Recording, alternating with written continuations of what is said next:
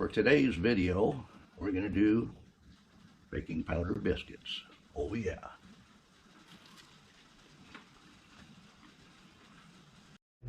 Well, many of you have said you don't have newspaper to start your fire with. Well, what you can do is take an egg carton. You probably have egg cartons. Get the paper one if you can. And then fill it with your dryer lint and old candles. Put them in a double boiler. Go ahead and get the wax on those single balls of dryer lint. You can tear these apart and start your stove with that. Obviously, you don't want this. Put it over there in the bucket. You don't want these sitting on top of your stove. Everything will just melt right down on inside. So I do have two pieces inside. We'll go ahead and set some smaller pieces in, and with just that piece, without any extra sticks, they should light up and make a fine fire. I'll show you. I did get a new box of Strike Anywhere matches, so we'll go ahead and try this out. And that's the proper place to strike your match. We've got our dryer lint in there with egg carton and wax. And just with that itself, really no small kindling at all. This burns hot enough, it should get all that lit. As long as we don't drop everything over it and put it out.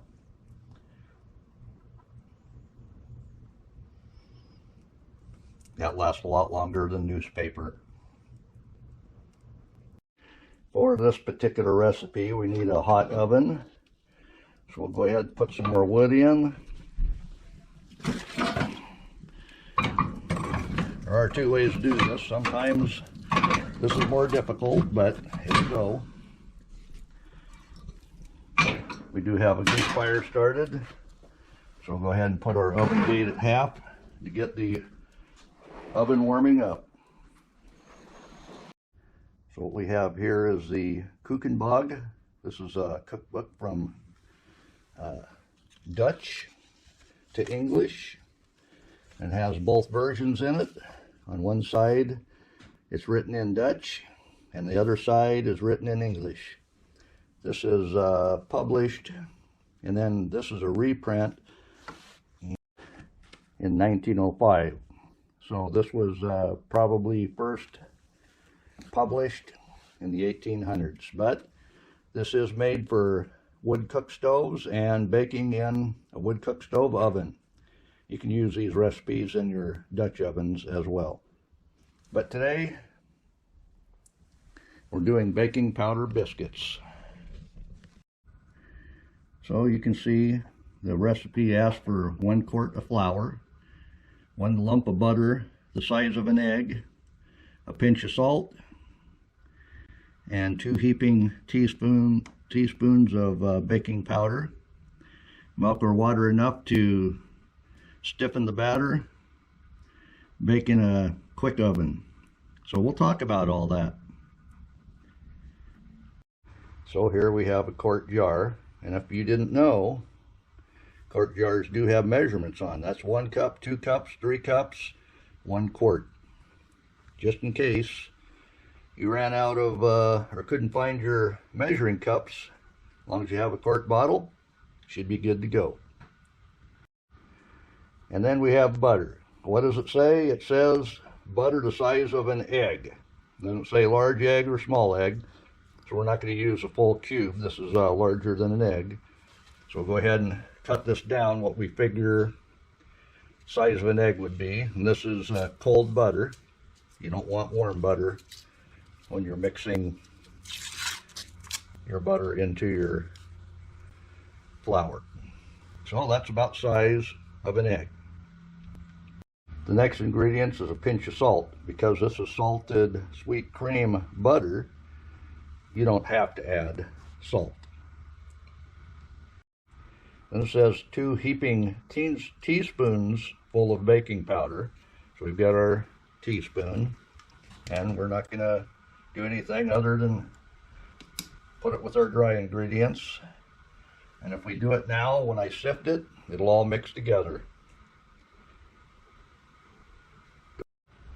So we'll go ahead and take our quart of flour with the baking powder all in it, put it in our sifter.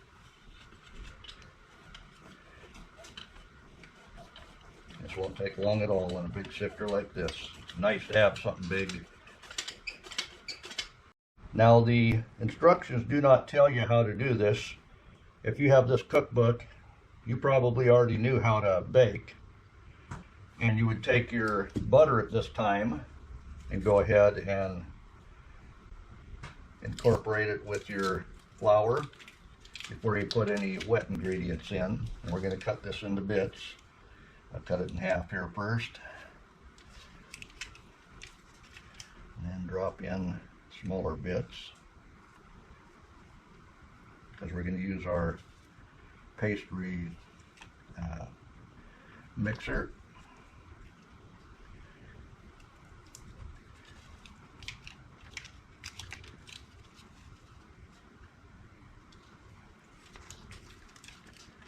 And like I say, you do want to have this not frozen, but cold.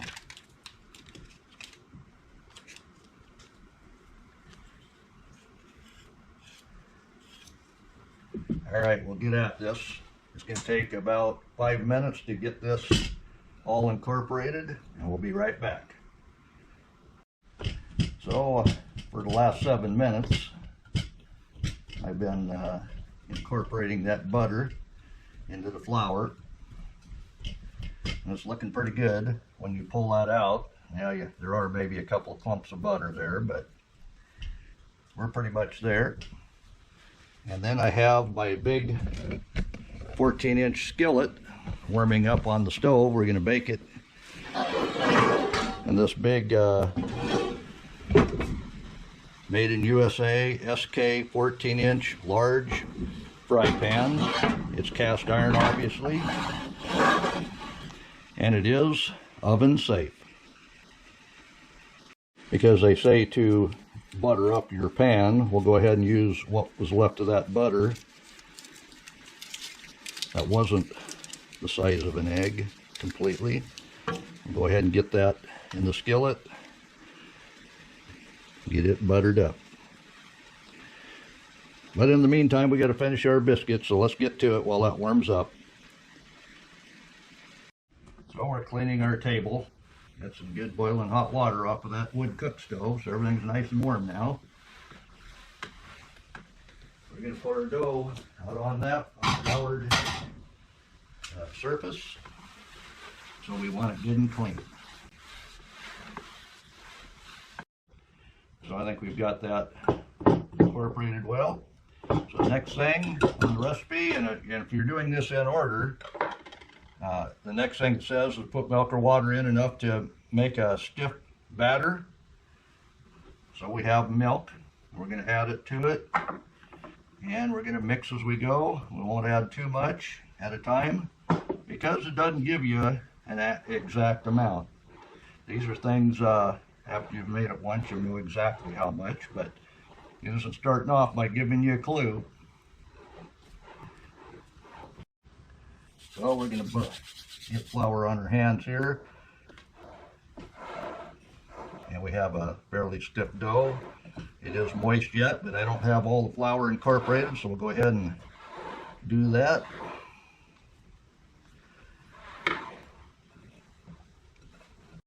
So I do have that all mixed together and looking good, but we need to worry about our oven, because the recipe says bake in a quick oven. So what is a quick oven? Well, let me show you. If you could read the front dial of this oven, excuse me, it would say slow oven, moderate oven, or quick oven. So quick oven is from 350 to 425 degrees. So we'll check what the temperature is in the oven right now, and we're right at 350.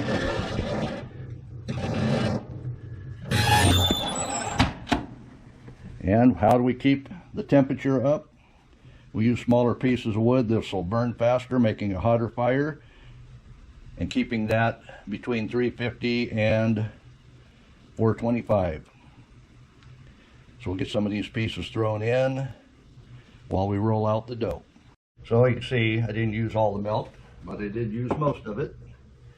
We'll go ahead and get floured up here. There's two ways you can do this. You can either use a roller or you can use your hands. And it should all, when it is all incorporated, it will be all held together. I'm going to press this out. One thing they say is don't overwork your dough, but we want light and fluffy, so we're going to fold it several times.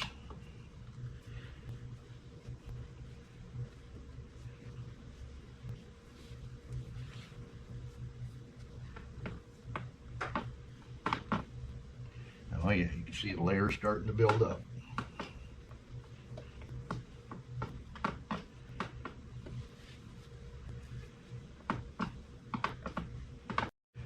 So we're floured up. And we want about a 1-inch piece of dough. Oh yeah, that's bringing back nicely. That means we got enough moisture.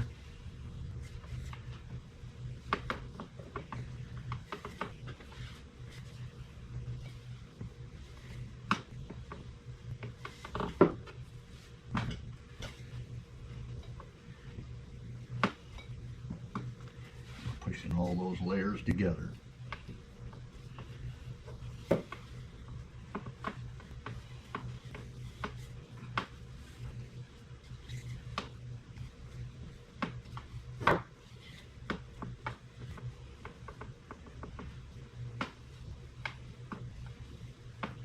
All right, we're right at 1 inch thick.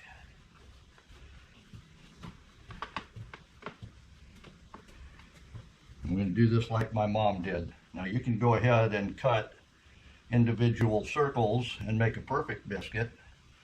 Well, the way my mom did it, she had a whole bunch of mouths to feed. And after you cut all those pieces out, then you got to mix it, make those pieces into dough, where another one can be made, and another one, and another one.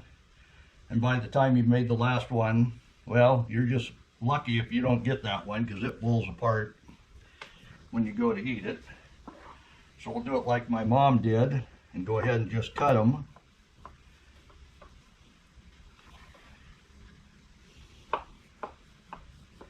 Like I say, if you got a whole bunch of mouths to feed, you don't have to be making perfect biscuits for them.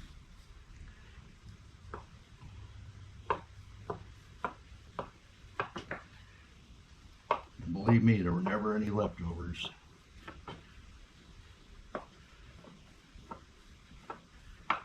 Now you can, if you want, take these corner pieces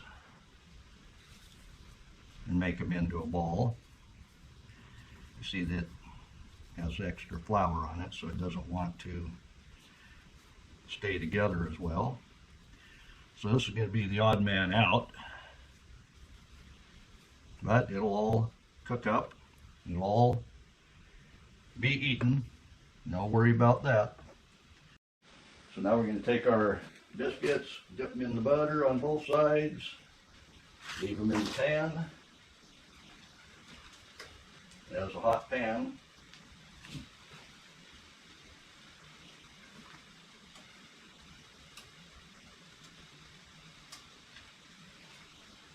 Because we're going to put it right in the oven. So I'll get all these in, be right back with you. So we have all of them in the pan. You see now why I used a big pan. That wouldn't probably all fit in the 12-inch pan. So we'll go ahead and put them in the oven, and it's right at 400 degrees. That's perfect. Hey, be careful though. That's a heavy pan. Now we'll start our timer. So I'm going to give this 10 minutes, and I'll check it. And to keep a quick oven, I'll go go ahead and put a couple more small bits in. This is working great.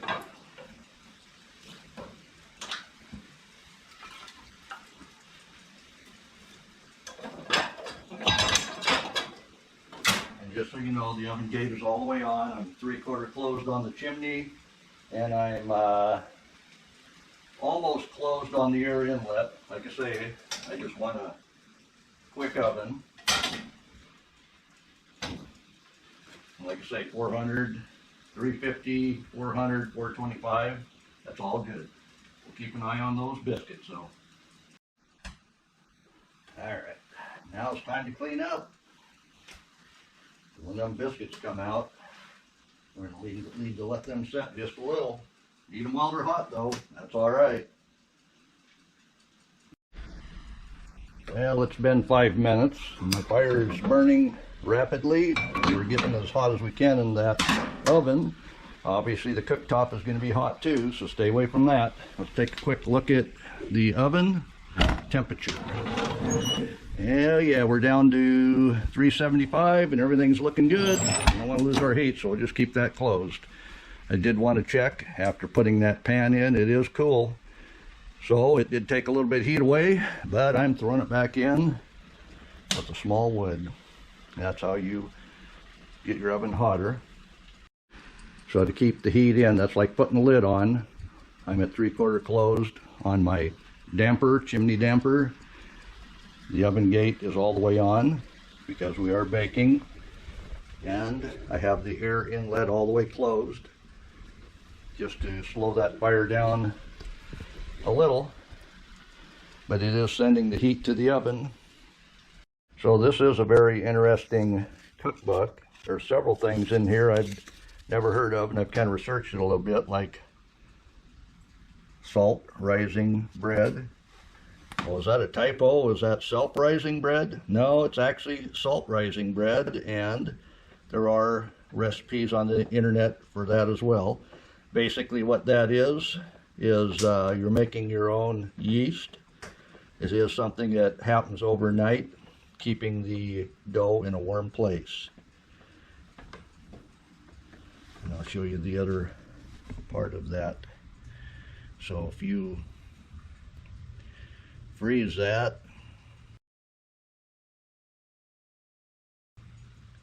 you can copy it down and see if you can do that recipe.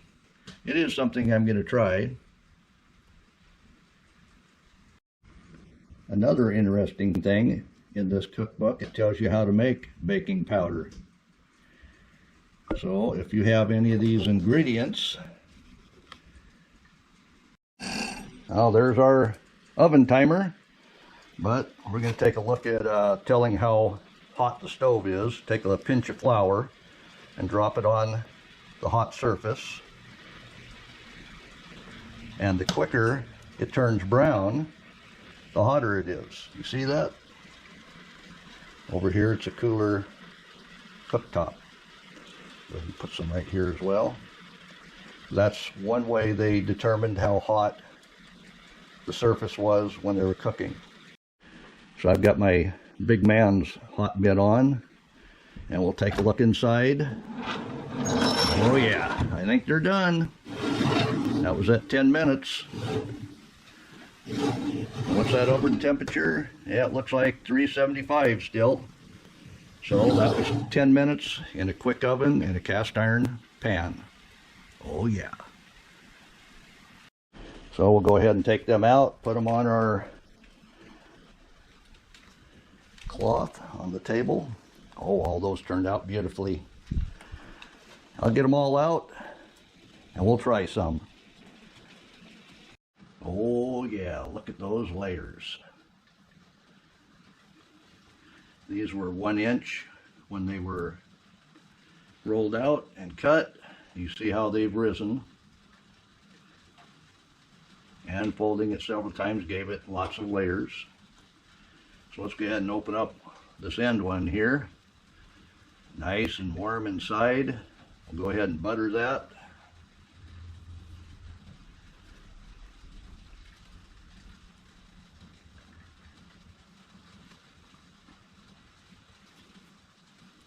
And we've got apple butter that we cooked up the other day and canned. I've been eating on this.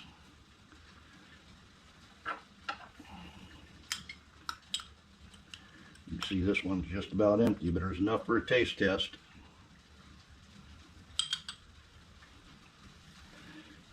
What do you think? You want some?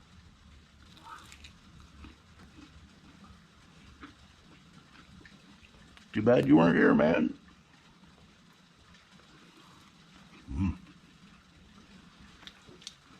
That apple butter has the right amount of sweetness in it. Loving it. You know, this is pretty good. I'm glad you said I should try this. Moist and flaky.